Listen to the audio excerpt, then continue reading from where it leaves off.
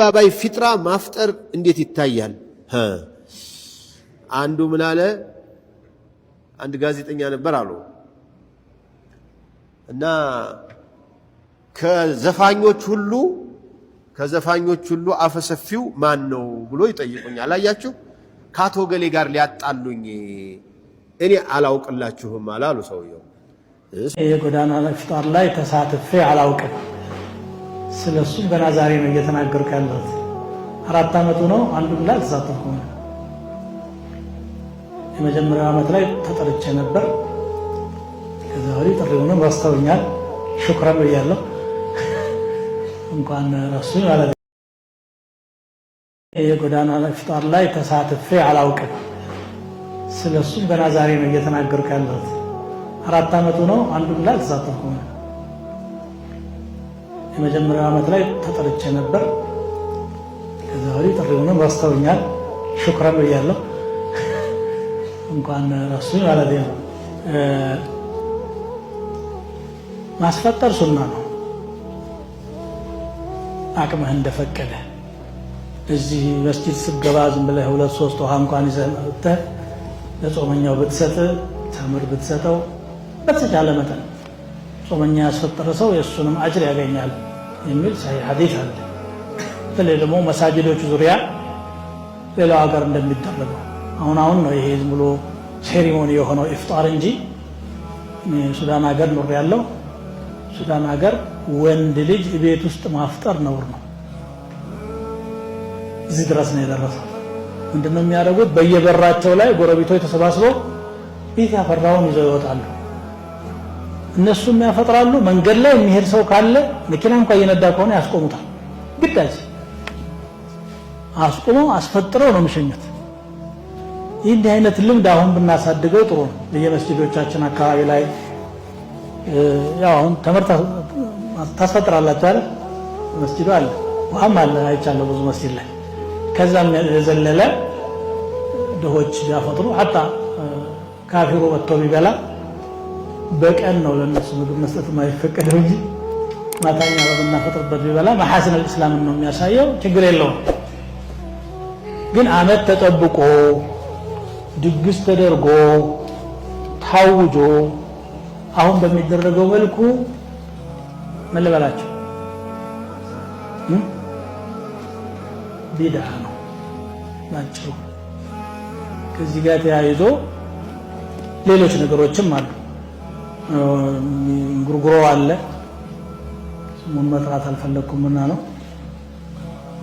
እዛ እነሱ ሲወዛወዙ ማዶ ደግሞ ኒሳዎች ይወዛወዛሉ። ወላሂ መስጂድ ስለሆነ ነው እንጂ ያሳያቸው ነበር። እሺ መውሊዱ ቢድዓ ነው ለምን አልነታለ? ይሄ ቢድዓ ካልሆነ መውሊዱን ቢድዓ አይደለም እንበላ። ሌላ ምን ይሰራል? ምግብ ይበላል፣ ሰው ይሰበሰባል፣ አንጎራጉራሉ። ምናልባት የሚለየው አረንጓዴ ማስቲካ ይጨመርበታል አብዛኛው። ከዛ ውጪ ይሄ እንዲህ ስለሆነ ይሄ ከዚህ ዓመት መቀጠል የለበትም የሚል አቋም አለኝ። ግን ለኢፍጣር ብሎ ገንዘብ መሰብሰብና ድሆችን ማስፈጠሩን ይቀጥሉበት። ቅርጹና አፈጻጸሙን ግን ወደ ኖርማል ቅርጽ ይመልሱት። ምንም መንገድ መዝጋትም ሳያስፈልግ ጾመኛ ያለው እዚህ ነው። መስጂድ ጀማዓ መስገድ እየቻለ ለምንድን ነው መንገድ ላይ ፈሶ ወንድና ሴት እዛ በበረሃ ላይ ተቀላቅሎ የሚቀመጠው? ይሄ መሆን የማይገባው ነገር ነው። እንደ አጋጣሚ ድንገት ማን እንደጀመረው አይታወቅም። ሀገር አጥለቅልቋል። ዓለምም ላይ አሁን እየሰፋ መጥቷል። በዚህ ቅርጽ ቢድዓ ከመሆን በምንም መልኩ የሚዘል ነገር አይደለም። እናንተ የሰራችሁት ቢድዓ የማይባል ከሆነ አላውቅላችሁ። እነገሌ የሰሩት ቢድዓ እነገሌ የሰሩት ቢድዓ አይደለም የሚባል ነገር የለም። ግልጽ ነው አይደል? ሚዲያ ፊት ነው እያወራ ያለሁት። ተሳትፌ አላውቅም፣ ወደፊትም አልሳተፍም። ምናልባት ዑለማን የምትወቅሱ ካላችሁ እኔ እዚህ ውስጥ የለውም። ማስፈጠር ግን ሱና ነው።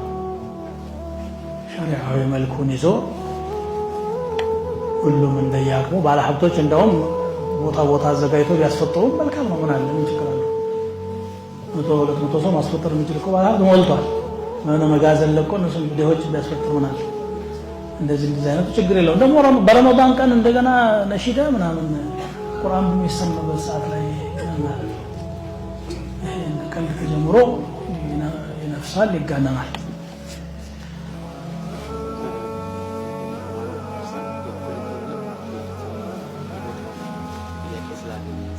ችግር የለውም። እሱ ወደምን ሙሐደራት ታዘጋጁ ነው። ቦታው ላይ መሳተፍ እንፈልጋለን። ዒድ እየሰገድንበት ነው።